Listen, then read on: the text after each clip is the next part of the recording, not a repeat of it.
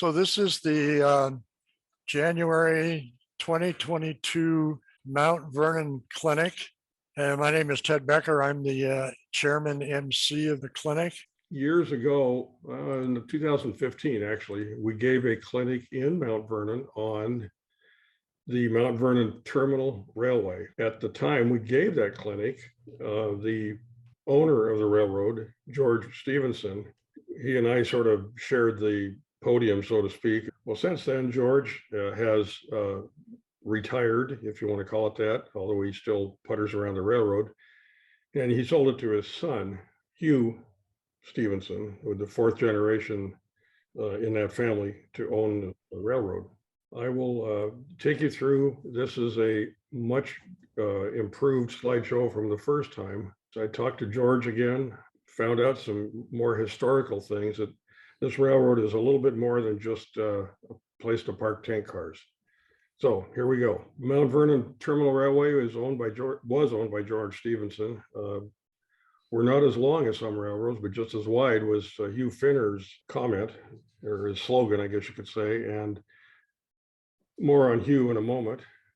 The railway was founded in 1933 to serve a number of industries located away from the Great Northern Main Line.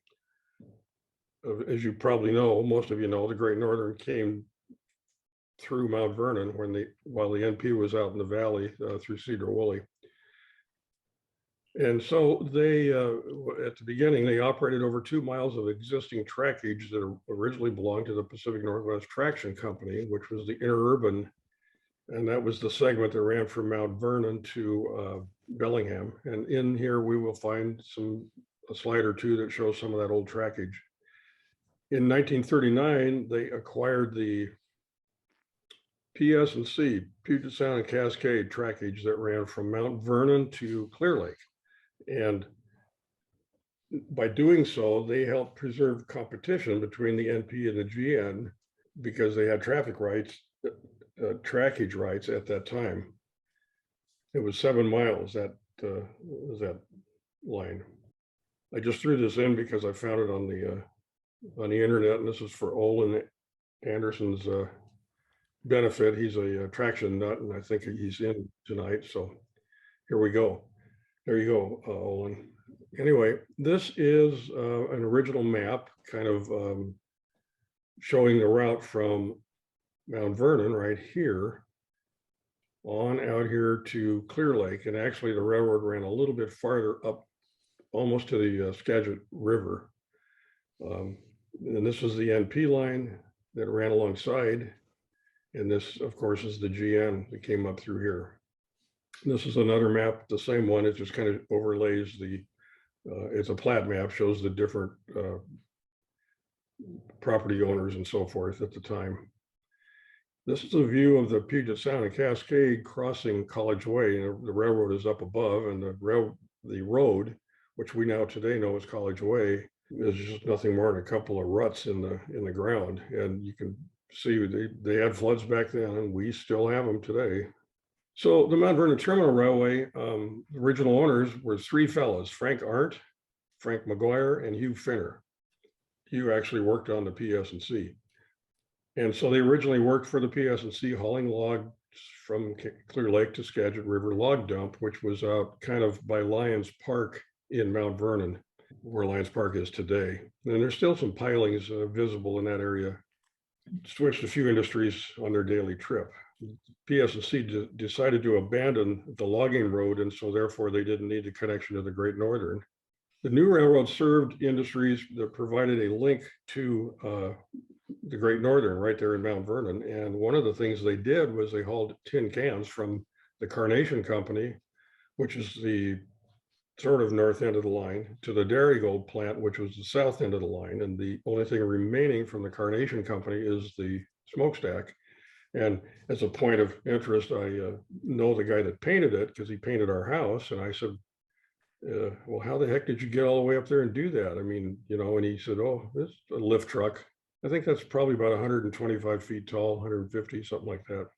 Hugh Finner's grandson was George Stephenson. He started working for the railroad in 1955, started out as a gandy dancer, and then he learned locomotive maintenance, and he graduated to switchman, brakeman, and finally engineer.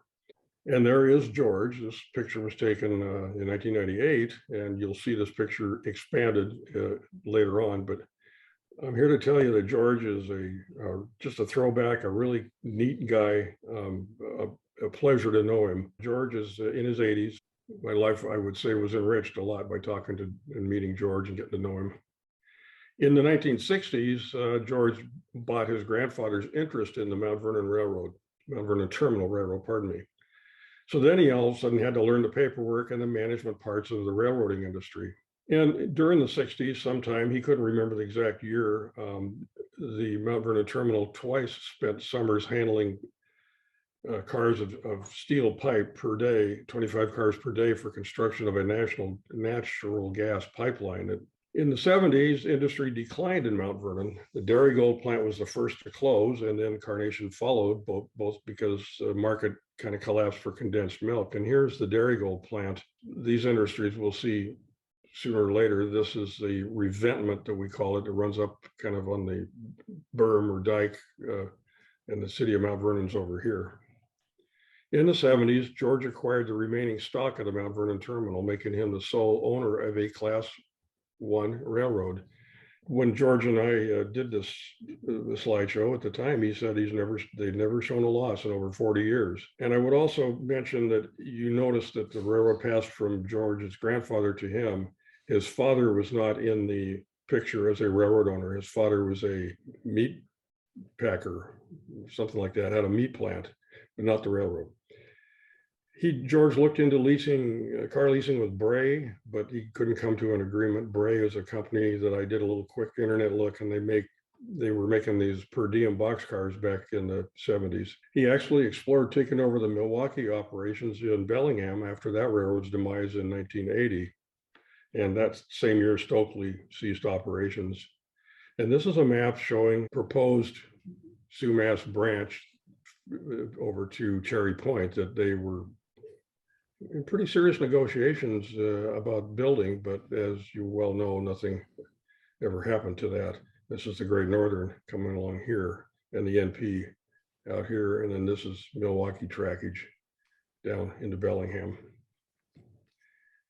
Over the years, the Mount Vernon Terminal served Darigold, Pick Sweet, Stokely. They had a grocer, then beverage distributor, but I'm not sure. I don't know any more about that. And also, he said they had a sand and gravel facility. And I uncovered something I'll show you in a few minutes that may have been that. There was a fertilizer company called Wolfkill in Mount Vernon. And then Safety Clean was a used motor oil recycler, and that's just ceased operation a few years ago.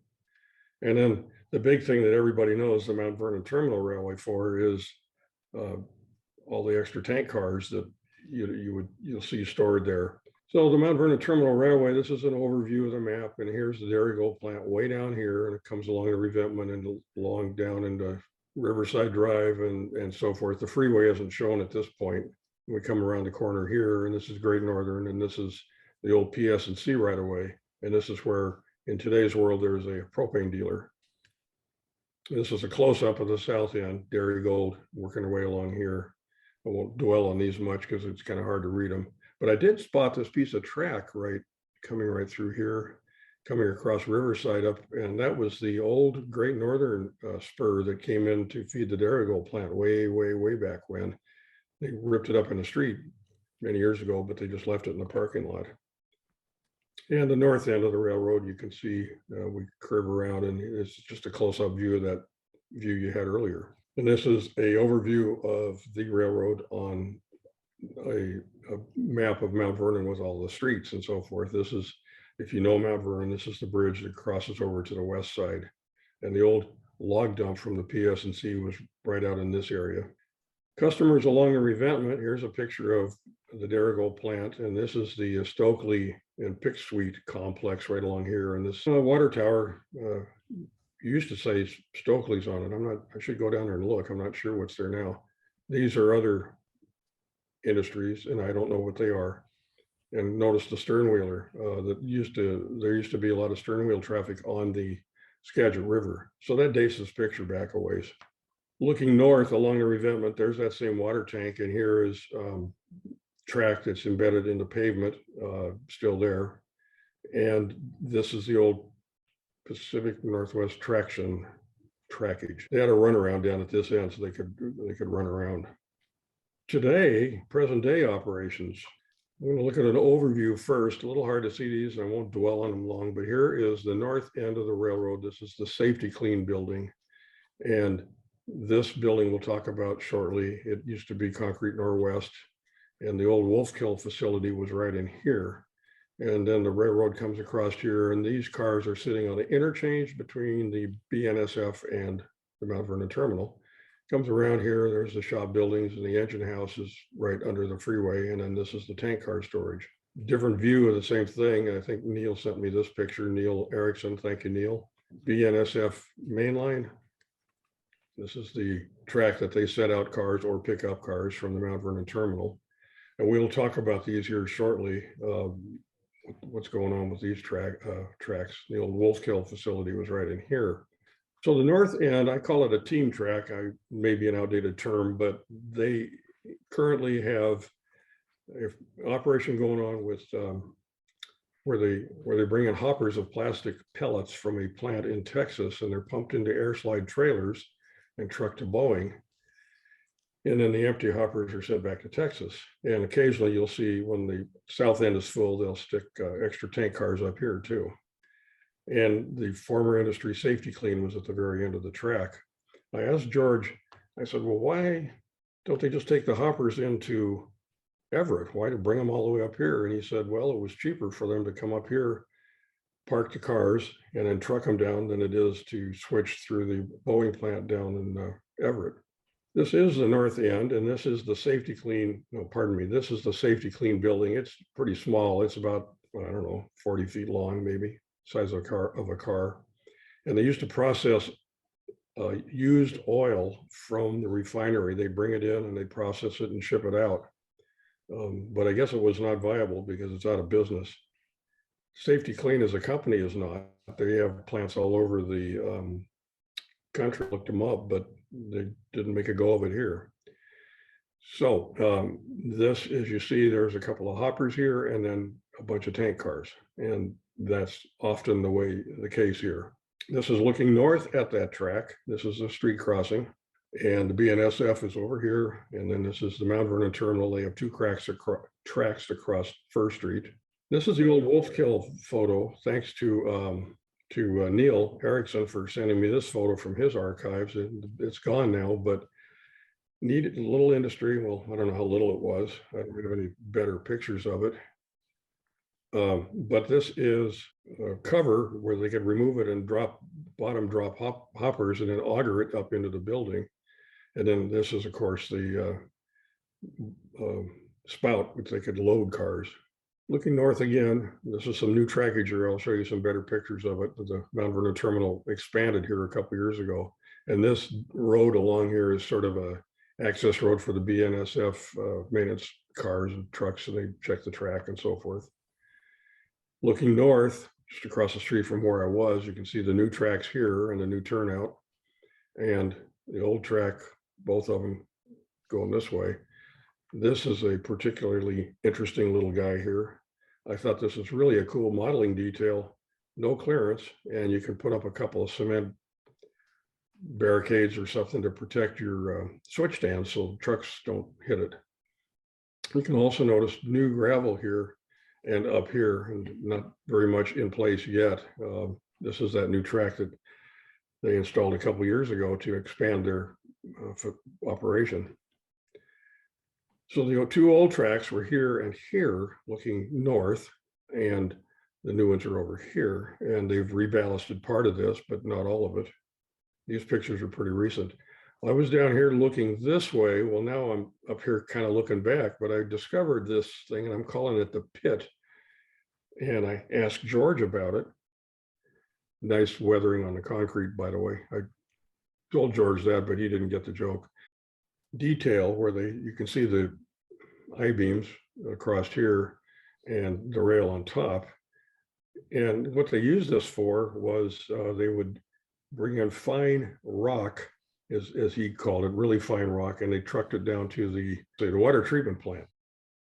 This is a really interesting thing. I saw these ties and I went, wow, I'm getting cute here. And I said, oh, gee, they're Lionel. They were reused from the street trackage that was up along the Reventment that they took out back in 2004, I believe it was.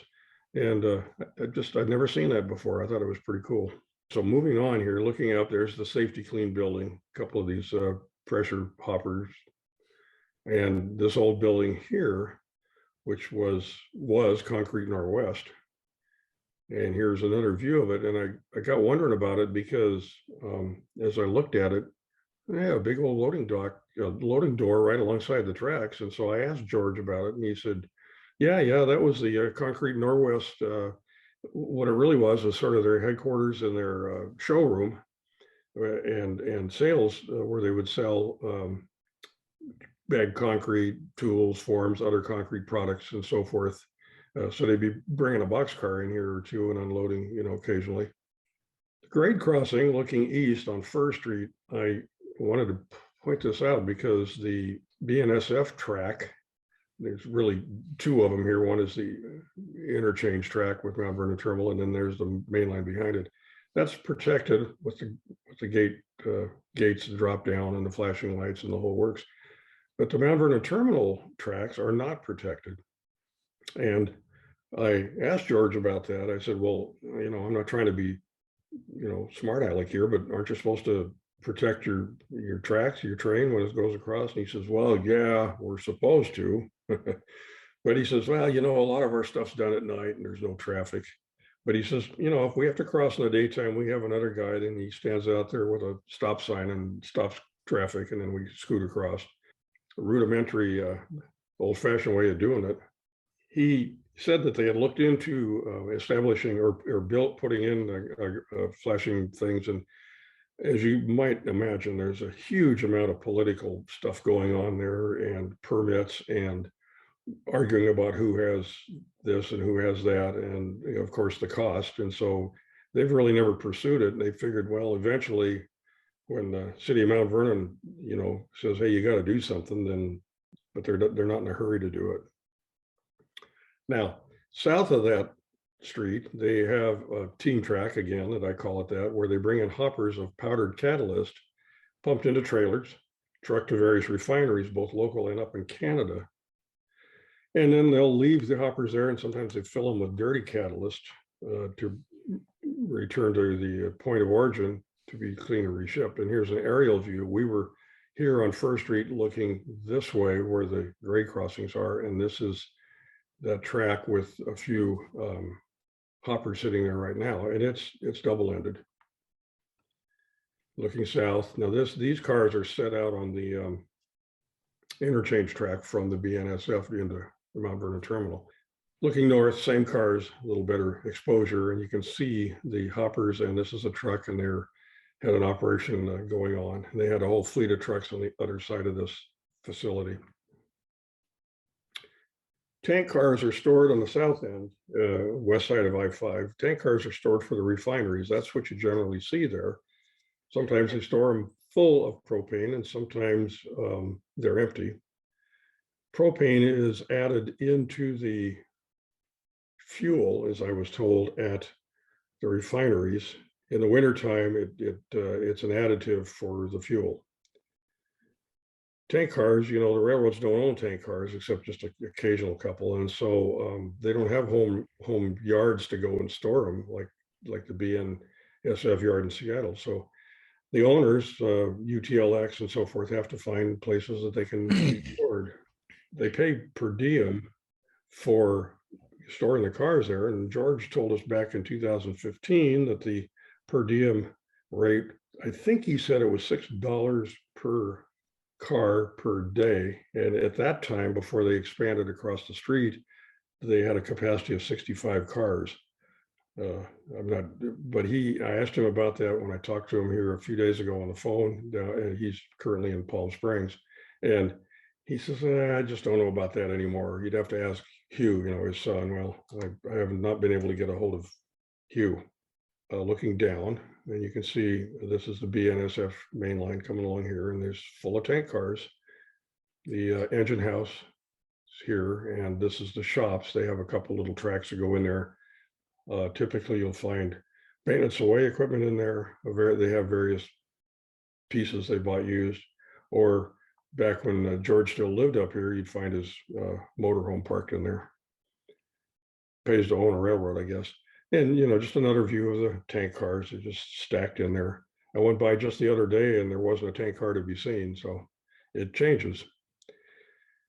This is a shot I put in here because I want to emphasize the fact that the propane dealer over here, there's no cars here right now, but here's the track that comes back to it, is not served by the Mount Vernon Terminal. I thought it was, and it's not. It's served by the BNSF on the, I think they call it the Conway Turn that comes up from Everett, and they come in here and there's a runaround, and they can push in the full tank propane cars and pull out the empties. So now let's talk about motive power. Over the years, there were 6 locomotives. The first 4 are all gas mechanicals, and you can see they increased in tonnage over the years. But eventually, numbers 3 and 4, they had at the same time, and they had to run them together to move some of these cars. It just wasn't working out, so they found a Baldwin VO 1000 ex-US Navy from, it was either Bremerton or Bangor, and they brought it up. And then in 1953, they got the current EMD SW9. And this is a really bad picture of Loco 1, but Ted said to leave it in there, so there it is. And this is a much better picture of Loco number 1, with which I think is absolutely cool. That diminutive little Loco pushing or pulling a, well, I don't know if he's pulling or pushing a 50-foot, 40-foot boxcar. The engineer, brakeman, whatever, I guess it must have been the brakeman, is standing on the footboards there. And here's a picture of number 2, 30-ton, I think it was. And number 2 again. Notice the wooden door on the cab, and I believe the roof is corrugated metal. I have a real fondness in my heart for critters. I've got a bunch stashed away, thinking someday I'm going to make a diorama or something of a bunch of critters, deadline waiting to be rebuilt, or something full of rust and gunk, my kind of stuff. Note the felt hat, which was common in those days. And here's number 3. They don't look much different. And another picture of number 3.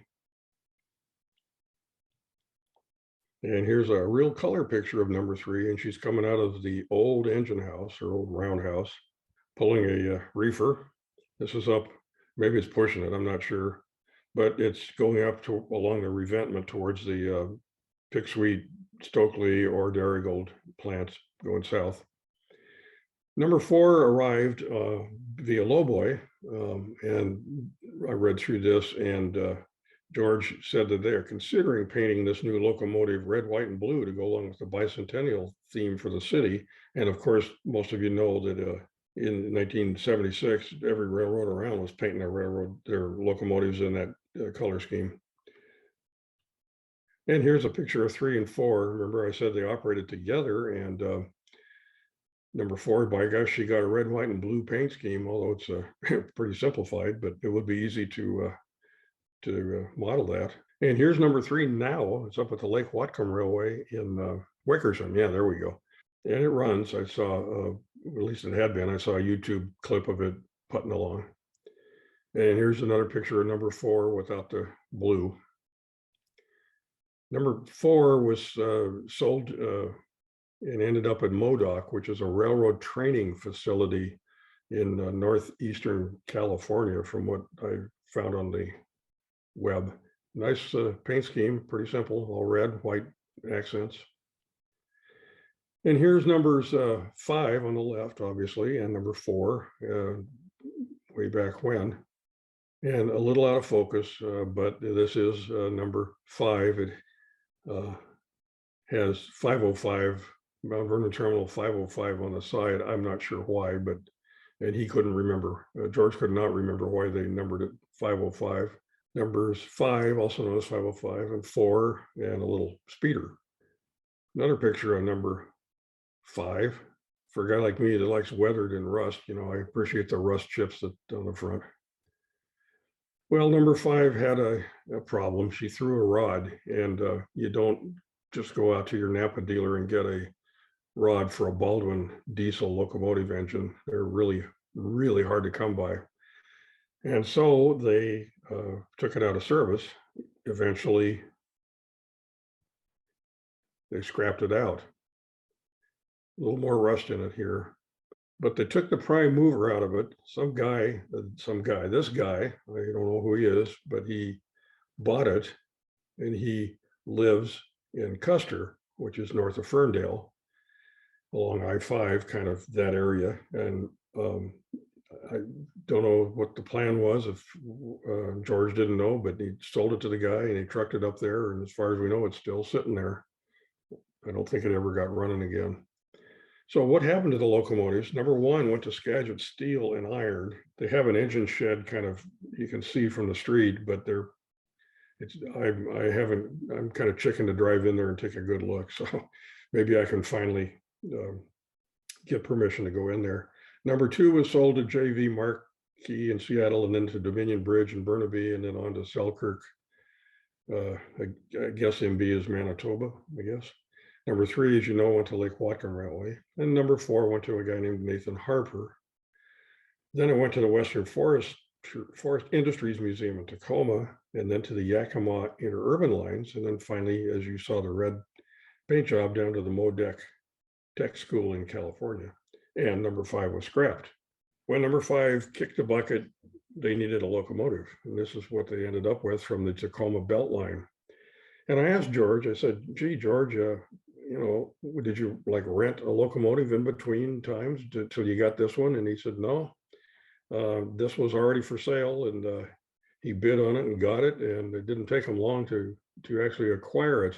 You know, the Mount Vernon Terminal Railway is not a railroad that operates daily. It's kind of as needed. And so sometimes it can go days or even weeks without doing any switching. And here's the same locomotive. Notice there's no lettering yet. I believe it's the Conway turn coming alongside on the BNSF tracks. This is a Riverside Drive, and this is almost down by the south end. The tracks in this area would cross Riverside Drive and work their way up to the Reventment. Here's a photo of 1200 doing some switching on the north end. You can get a picture here of the tracks that ran across Riverside and then on kind of this little private right-of-way that's maybe a block long or so, and then on up the Reventment. And here's a picture of George climbing up on the loco. And I think these were taken at the same time. Dan Gould, who used to come to our Mount Vernon clinic, took these photos, and you can see watch a track here. They were pulling up the track all the way to this point right in here, actually a little farther, but no customers down there, and the city wanted them to get rid of the track, and they wanted to improve the street, and so that's what they did. Looking out of the cab, looking north, and there's the interchange track right in front with that hopper sitting on it. Nice weathering here on the side of 1200. I'm as you know, a fan of weathering, so this is a good reference photo.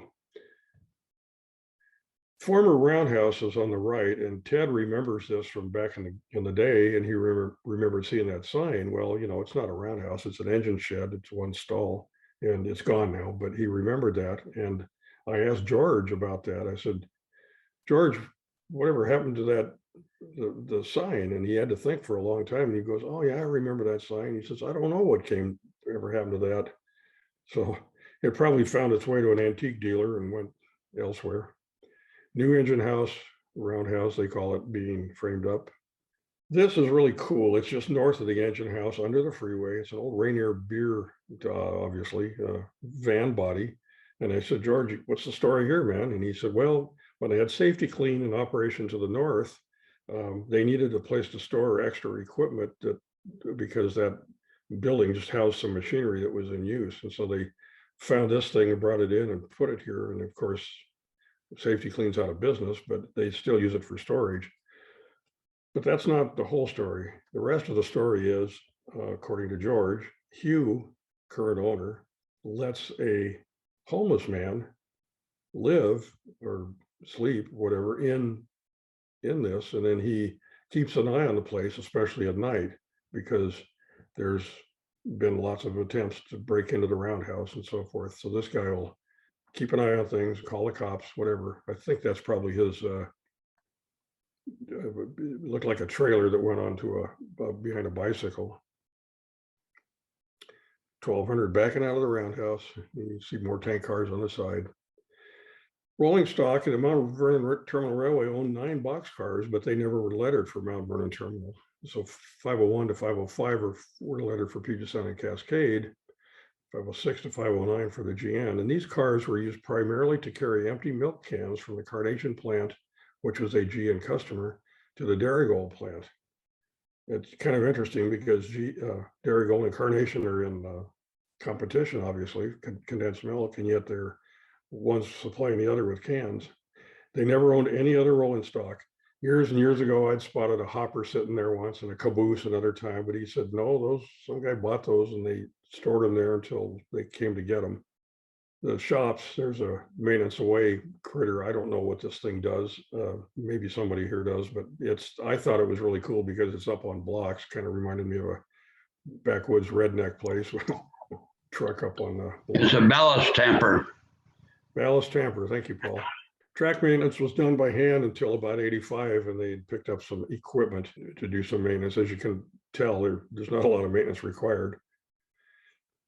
They were raising the track level on the Reventment back in the mid 50s. There's a 54 Dodge pickup there on your left, or 55. And you can see the work in progress. Terrible photo, but it's all I have. They had used shims to raise the track up.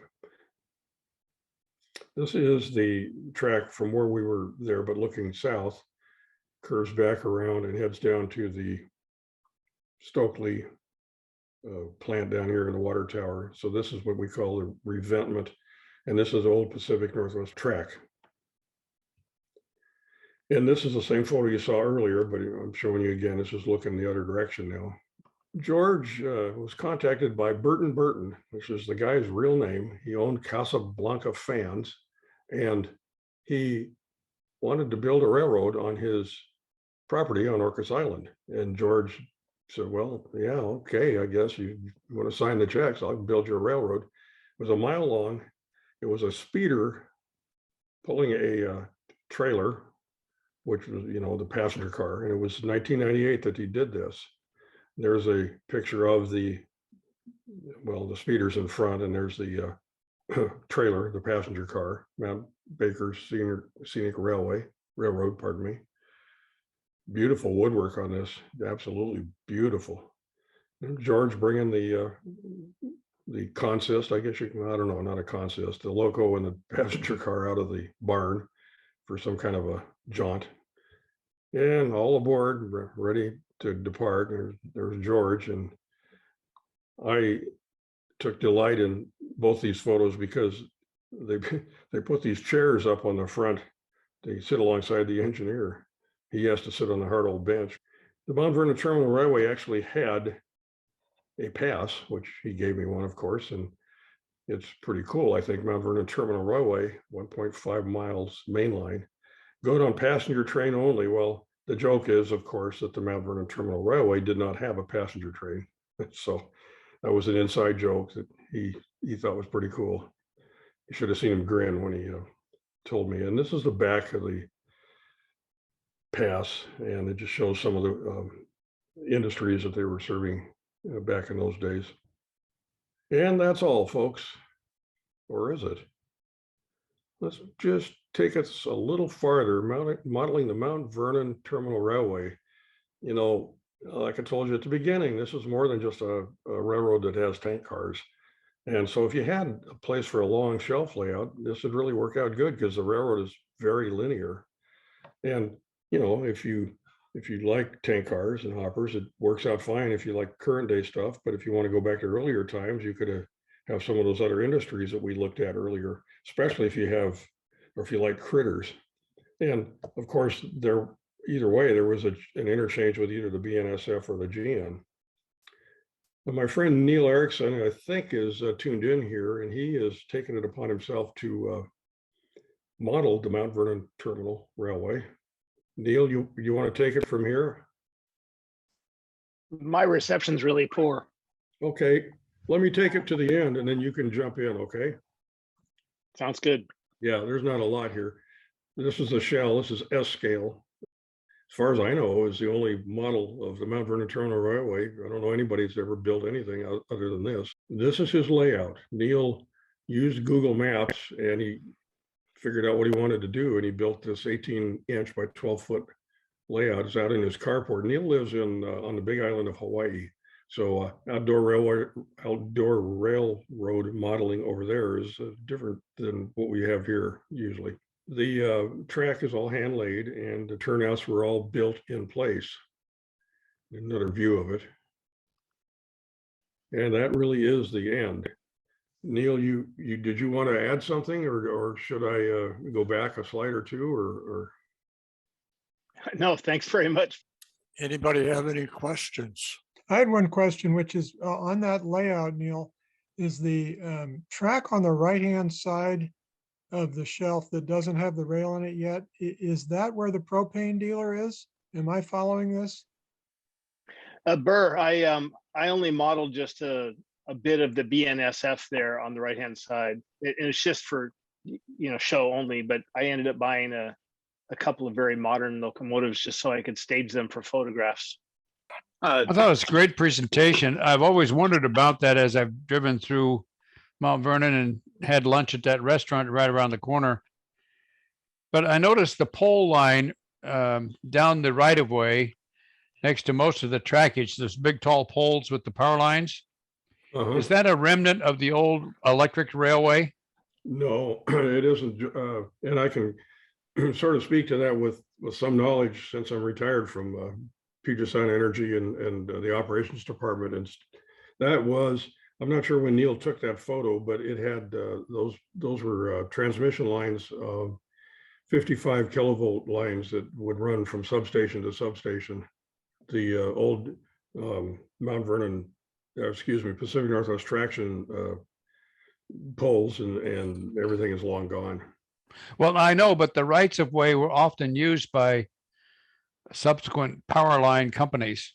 Oh, yes, you're right. That they most definitely would do that. Absolutely. So the point I'm making is that you might, if you're depending on the area you're modeling, you might have some of the remnants of the old traction poles and equipment stashed on some of those poles, not the big ones, but something that's not as tall, just for the heck of it. Yeah, that makes sense. Sure. Yeah, absolutely. Good idea. I worked for Stokely. I'm trying to remember, maybe my dad remembers, but it was probably 1976, 77.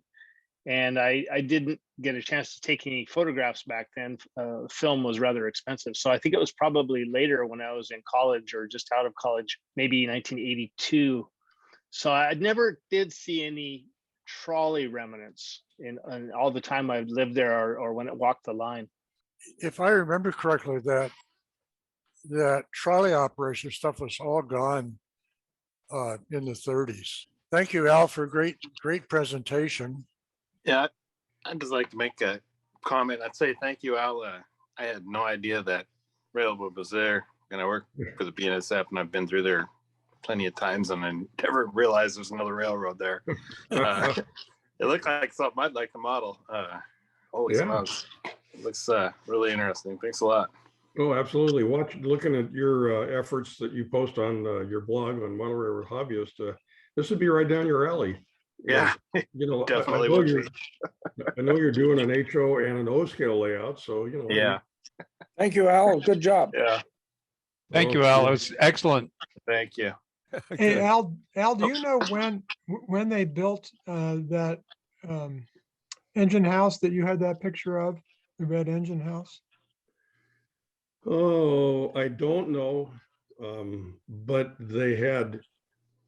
I think they had number 505 in it, so it would have been okay. prior to 1993. All right. but I don't know. Coincidentally, I talked to him 2 weeks ago, I think it was. And he was just, for the most part, rattling on, and he goes, man, I'm doing good. I remember a lot of this stuff. And I said, well, George, it's because it's the subject is near and dear to your heart and mine, the railroading. And he goes, yeah, call me again. So I probably will sometime. I feel I should mention that me and a couple other people have started a groups.io group called Railroading in Skagit County.